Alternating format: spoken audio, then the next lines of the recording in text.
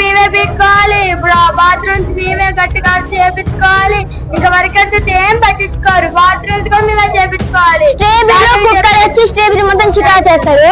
అయితే ఏమో అవి ఎత్తియండి మేడం అంటే మాతోనే ఎత్తిస్తారు. మళ్ళా ఆయన ఏం చేస్తారు, ఆయన ముసలోడు అంటే మరి ముసలోని ఎందుకు పెట్టారు మేడం వర్కర్ అంటే అని మమ్మల్ని తిడతారు. వాటర్ మేడం ఏమో 20-30 మంది ఉంటారు.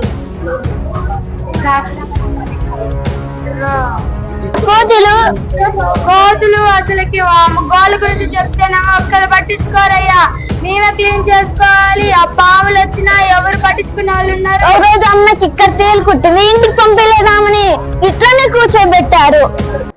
ఎవరికేం వచ్చినా ఇట్లానే కూర్చోబెట్టాలి కానీ ఒక్కరు ఇంటికి అలా పోని ఎవరు ఫోన్ చేసి చెప్తే మీకెవరు చేశారమ్మా అని మమ్మల్ని బెదిరిస్తారు. మళ్ళా గోడల మంచిగా మేడం అట్లాంటివి డబ్బులు అని మరి మేము కట్టిస్తామంటారు. ఈ రోజు ఎమ్మెల్యే గారు వచ్చారు. అయితే ఏమో ఇట్లా చెప్తే అట్లా చెప్తా మార్పిస్తా అన్నారు.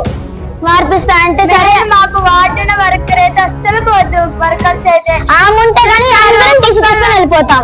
కుక్కల్లాగా ఏమైనా కంప్లైంట్ ఇచ్చిన వాళ్ళకి వచ్చేసరికి కుక్కలకి పెట్టినట్టు ఆ బొచ్చుల మీద అన్నం ఇట్లా పడేసిద్ది. ఆమె అయితే గుచ్చి అన్నం మెత్తగా అసలు ఏమో పప్పు చేపించింది అంకుల్, చేపిస్తే ఏమో మంచిగా వండాలి కదా, వండదు. పప్పు చేపించిన దానికి మిగిలిద్ది సాంబార్ చేపించింది. మళ్ళీ ఆ తాళి గింజలు పప్పులో వేస్ట్ అవుతుంది కదా, పప్పులో తాళి గింజలు తీసి కడిగిచ్చేసి బాక్స్ లో పెట్టేస్తుంది. మళ్ళీ ట్యాంకులు మంచిగా కడిగారు అంకుల్, ట్యాంకులు కూడా కడగరు వాళ్ళు.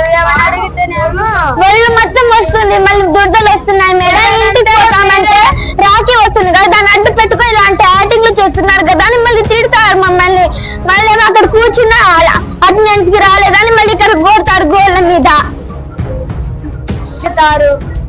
మళ్ళీ గోడలు బాగులేదు మేడం, అబ్బాయిలు వస్తున్నారు మేడం. ఏమో మీ పేరెంట్స్ బెట్లాగా మా కంట కడుతున్నారు, మాకంట కడుతున్నారు.